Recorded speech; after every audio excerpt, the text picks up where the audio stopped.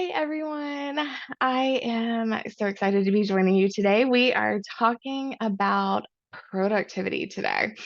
So, our whole theme for the month of June is talking about the systems and processes that you have in place to be able to support you in being more productive, meaning that you are getting a lot done, you are accomplishing some incredible things, but you are also making sure that you are not doing too much. So let's just start off with the fact that productivity does not mean busy. I actually shared this yesterday on my social media, like be productive, not busy.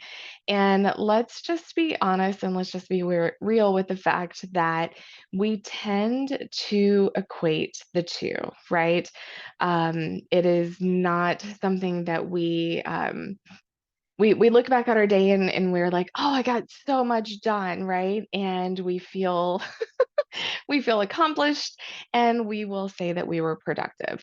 No stitches. But let's be honest, when we're actually looking at what we were supposed to get done, or were we doing the right things? I am so guilty of this. Were we doing things that moved us forward, or were we doing activities that were just like low hanging fruit, easy to do, and we could feel productive and we could feel like we accomplished something? But in truth, we were actually wasting half of our day. So I have an amazing business coach that I'm working with right now, and we were talking about this before with me as well, where I have tasks that I don't like to do. They're not my favorite thing in my business. It is one of the reasons that I'm currently hiring a VA because I am going to work smarter, which means giving someone else some of that stuff to do that I don't like doing because I end up never doing it. But I will spend forever creating social media posts because I don't mind doing that. I like sharing a message and connecting with people. So I'll spend hours avoiding the thing that I really need to do because I am going to spend it in social media. But at the end of the day, I don't feel bad because I was productive, but I really wasn't. And it's time that we start being honest with that. I was keeping myself busy. I was not being productive. So, for our conversation for this entire month, the 3 weeks that we're going to be going live together, I just want to lay the foundation that productivity is you doing tasks or activities or whatever that are the right things at the right time that are helping you meet the right goals. So, the right things at the right time that are helping you meet the right goals, right? So, let's say that in your business or in your position at work, you have a goal this month of connecting better with your clients or your employees, right?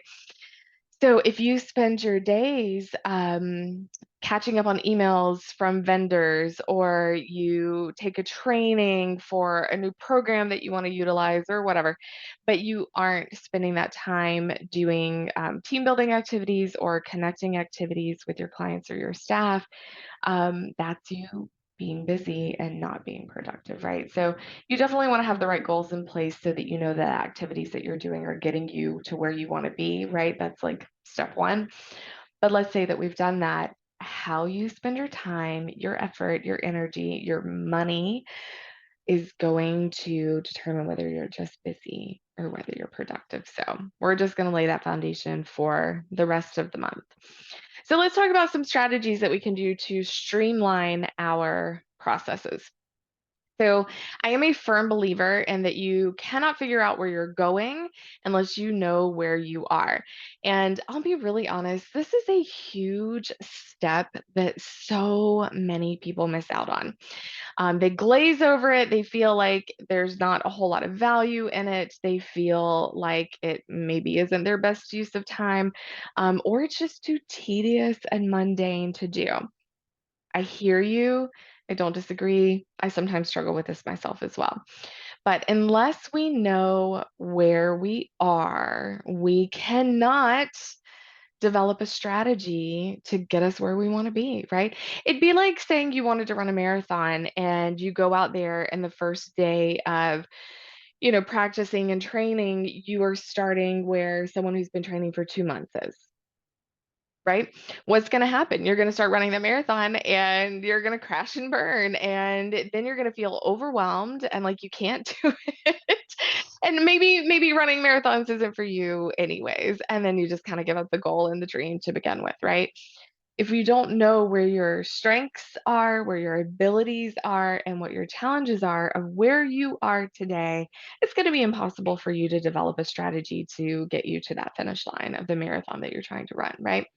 And that applies for our work life as well.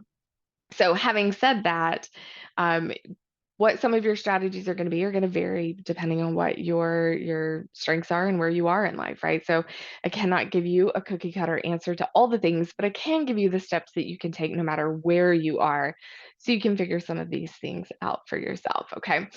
So, step number one, do an inventory of where you are. So, for the purposes of today, we'll just use an example to kind of give you an idea of how this could play out, and then you can adjust for what you need. Okay, so let's say that in my business, I want to add two clients to my client list, but I don't want to add hours into my work week. That may seem silly, but it is doable.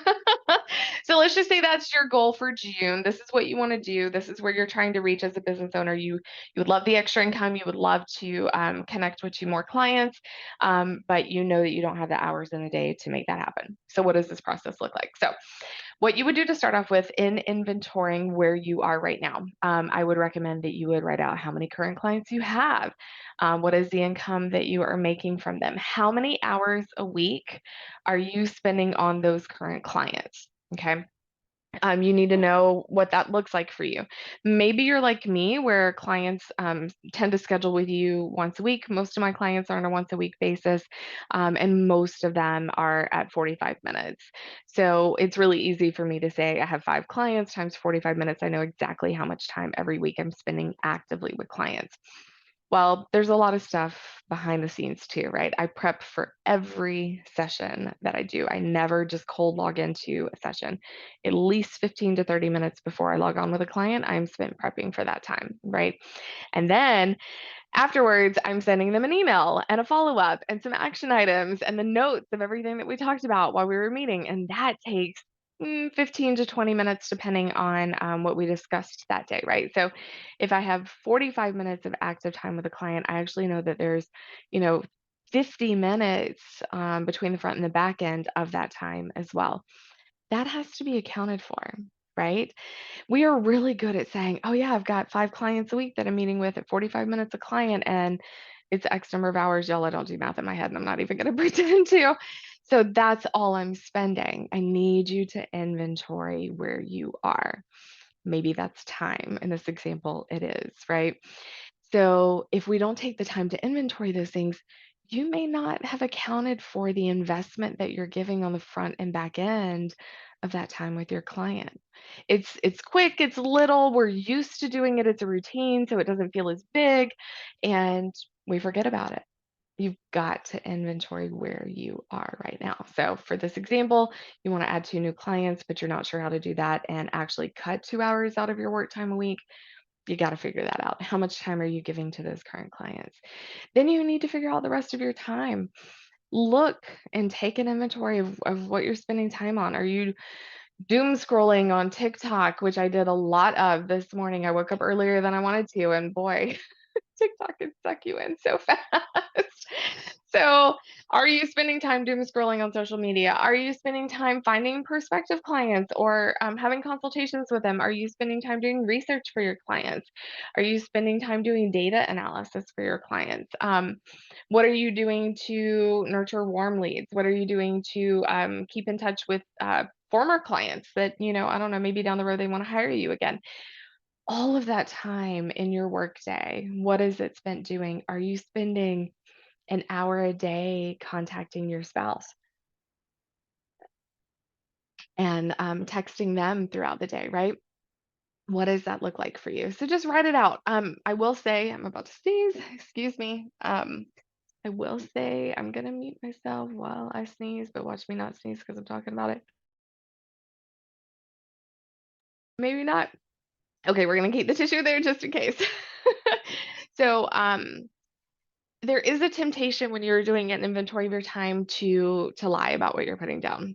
You might feel bad that you doom scrolled on TikTok for an hour during your middle of your workday. You may feel bad that you're spending an hour a day responding to your spouse or your partner and saying, yeah, don't forget to pick up, chocolate chip cookies at the grocery store. We have a party on Saturday. I don't know. Like whatever that is, it can feel weird to write those things down. What's good is nobody cares. Nobody's looking at this but you. If you have a coach, maybe the coach is looking at it, but that's it. um, the more honest you are, the better that you can do that inventory. Okay, so get that done. I would recommend a full work week if you want to reduce your work hours, right? Take care of it. It'll be painful, it'll be tedious, but do the best that you can. If you could only get one day done, do one day, but a week would be best for you identifying those things. And then what you want to do is look at the week. Okay, don't just do the activity and then let it go. Step number two is analyze the data that you have. Where are you with your time? Maybe you have one client in particular that is just sucking up way more time than you even realized, right? Maybe you realize you are spending time on a task because you're a type A perfectionist like myself and you want it to be just like the best it could ever be. And you're spending way longer on that task than you need to. And maybe you can make an adjustment there. I noticed that in the follow up emails that I was sending my clients, I was taking an hour of my time. So every client, like live hour that I'm having on Zoom, I was spending an hour and a half in addition, right? 2.5 hours per client. It's not sustainable. It's absolutely not sustainable. There's no way that that is the best business decision for me, nor is it the best decision for my clients. I need to be serving them better than that. So I rearranged how I do my follow-up emails, right? And now I spend, 10 to 15 minutes on that follow-up email instead of the hour that I was spending before. And it's still good quality, right? People are loving what I'm doing for them and it's working well. So if you can notice those trends, notice those things, I would even encourage you to look at your calendar and say, what here do I hate? What am I pissed off about that I'm having to spend my time on because this does not bring me joy in my day? And yeah, like maybe it's not a big deal to other people, but it makes me feel like I just want to go lay down and take a nap or jump off a bridge because I hate this thing. I have things like that in my business. I've been doing this for myself lately too. How can I streamline my processes to be more productive and serve my clients better, right? So look at what you see. It doesn't have to be rocket science. You don't have to crunch numbers. Just look at it. The information will tell you what you need to know. Truth is, you probably already have gut feelings about it, but it feels really different when we can look at it on the inventory. And then the third thing that you want to do to streamline these processes is figure out how you can make adjustments. And there's some big categories here that we're going to go over together to help you streamline. Okay. So the first thing that you can do to streamline is you can hire out or delegate. Okay. Hire out or delegate. That one may be for my smaller businesses or my newer businesses. This one may be the scariest one that I can say to you. Let's just be really honest. Your business is your baby. You have poured your entire soul into creating it, and the thought of turning it over to someone else absolutely terrifies you. And I hear you and I get you. If you want to choose not to delegate and not to hire out, that's okay. You are the CEO and the founder of your business, and that is your prerogative. You get to make those choices. It will come at the cost of burnout, overwhelm, and not being able to scale and grow. But if you can find a way to do it where you are right now without growing and with, keeping that overwhelm, if for you, the cost of overwhelm is worth the benefit of not having anyone else touch your business or look at it, then do that. Do that until it doesn't make sense for you, and that's fine. But that's going to be one of the most powerful tools that you can use and one of the most powerful strategies that you can implement to help you streamline your processes. Hire other people to do the you hate doing, right? So I would look at things that are sucking up too much time, and I would look at things that you hate doing. Those would give you the best idea of how can I hire someone to do that. And listen, it doesn't have to be big. I'm currently interviewing for VAs throughout the rest of this week. I am hiring starting at 5 hours a month, not a week, a month. I'm going to start taking things off of my plate. And as that gives me the ability to be a good business owner, be a better coach, feel good about my business, and not overwhelmed and burnt out like I've felt for the last couple of months, then it's going to be like, oh, I feel like I can take on another client. Let's do it. Right. And then as I take on another client, maybe I add another 2 hours to my VA's business. Right. It's a win win situation for both of us. Right. And it will still feel good for me to run my business and work with the clients that I have. So, step number one, look at where you can hire and look at where you can delegate. And maybe even delegating, maybe delegating is using ChatGPT instead of writing from scratch.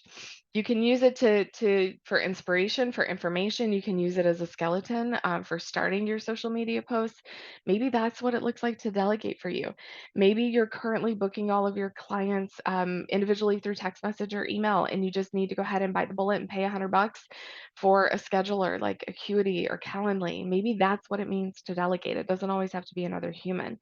Find those spaces. I know this is going to sound really stupid, but about a year and a half ago, my husband and I did an inventory in our life of the things that were making us feel bogged down.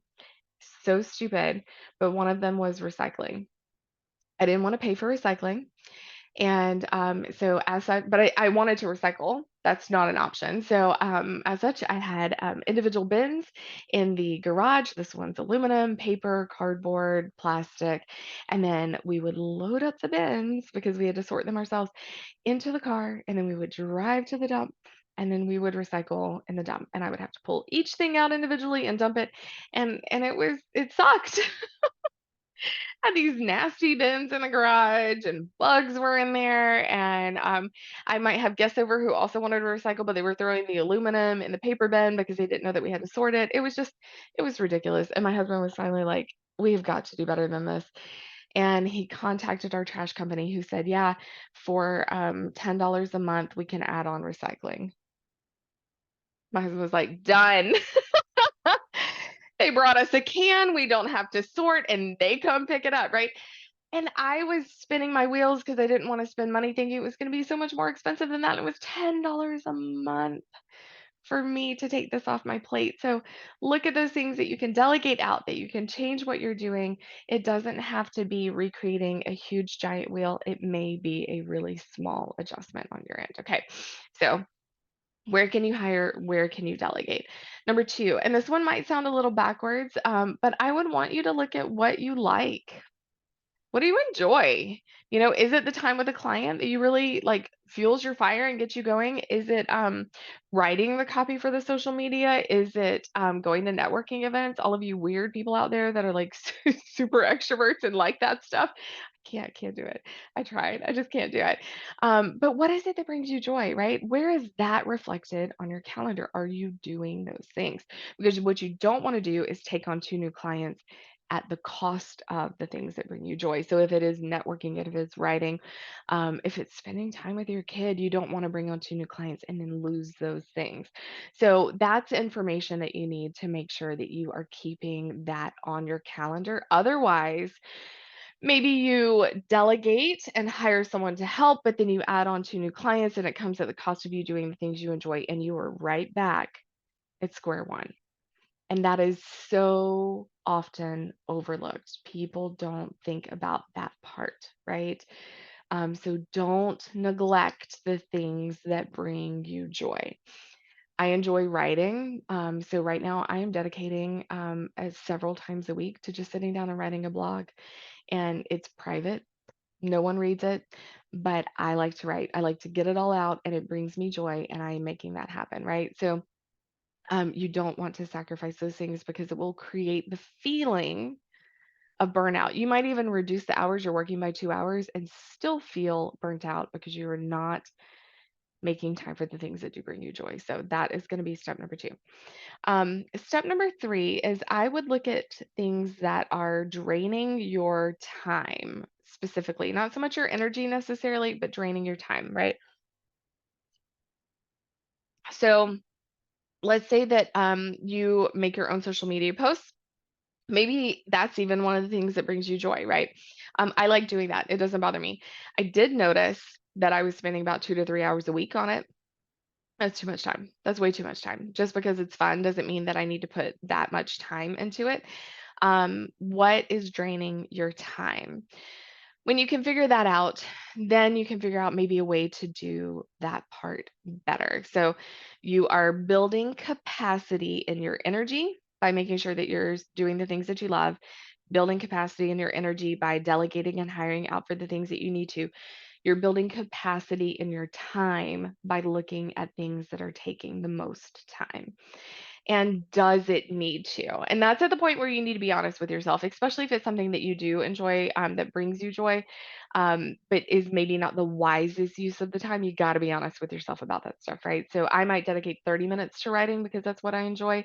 Now I don't spend more than an hour in social media, and that is writing out what I want to talk about for the week, writing the actual posts themselves from that brain dump, and then also creating the Canva posts, right? That's going to take an hour. If I'm close, if I'm hitting that 45 minutes, I crank the rest of it out. I let it be what it is. My Canva doesn't have to be perfect. My post doesn't have to be perfect. I just want to talk about the thing I want to talk about and I need to wrap it up, right? I will even sometimes set a timer for that, and that can be really important as well for accountability purposes. So, what things are draining time? And then, how can you strategize to make it not take as much? So, if you're spending 3 hours a week on it, how much time do I really need to get that thing done? And then make sure that you are setting those boundaries in place to make that happen, right? So, the last step that you're going to take here, and we're going to round out with this, is what is the cost of your goal, right? So, what is the cost of bringing on two more clients and working 2 hours less a week? If that's our ultimate goal for the month, right? So, I'll just use myself as an example. If I want to bring on two more clients, that's 45-minute sessions each. So, that's an hour and a half of time. Remember, got to account for the time on the front and the back, right? So let's just say that's about, 2 hours ish that I need to account for in my week. But I also wanted to reduce the time that I'm working by 2 hours. So if I look at a thing that is draining my time, maybe I looked at the social media, saw that I was spending 3 hours on it, but I should only take an hour. There's the 2 hours less that I can work a week. Okay, cool. We've taken care of that. Now I know that I am delegating out these tasks. I am still doing the writing every day that brings me joy, and I have found a couple of hours less that I can work in a week. And now I can start bringing on those clients and having those conversations, right? Which will ultimately get me to my goal for that month. So, just really streamlining what you do can make a huge difference in how you feel, the burnout that you're experiencing, the boundaries that you have. If you know that you have this goal that you want to add two more clients, but you want to work 2 hours less, if someone else comes along and they say, "Hey, I've got this great opportunity here, it's going to be 5 hours a week, but it's like perfect," you can say that doesn't align with my goals, and it's so much easier to have boundaries around saying no, right? So, the most important foundational part of this entire equation is doing that inventory. You cannot skip step number one. Do the inventory, put the effort into the inventory, and then the rest of it will work like butter. It'll be super easy for you to figure out those other steps and how you can put all of that together. Okay. And at the end of the day, you're more productive, you're less busy, and you feel better about what you're doing. Right. All right. Fabulous. So next week, I'm going to go live again with you guys, and we are going to dig into your questions. This is all about you. So, what does that mean? I would love for you to share with me your specific scenarios, what's going on for you. I would love for you to share with me your specific challenges. Like, yeah, I hear you, but I can never seem to do this or that or the other. I can't stop doing this, that, or the other. What does that look like? How can I make this better? Whatever it is, let me know if it is about streamlining your processes, if it is about productivity or all of those layers that go with productivity. I'm here for you and I will happily anonymously answer those questions for you. So feel free to comment on my social posts with your questions if you're comfortable with them being out there. Also, feel free to DM me or email me at amy@purejoylifecoaching.com if you would like to submit those questions privately, and we will address them next week. And then the following week, all the better. I am bringing on a guest. I am super excited to have her on here. She is an organizer extraordinaire and is going to help you with the organizing of your life so that you can better streamline these processes as well. So fun talking to you guys. I will keep in touch with you, and I can't wait to see how you are streamlining your processes. You guys have an excellent day, and we'll meet again next week.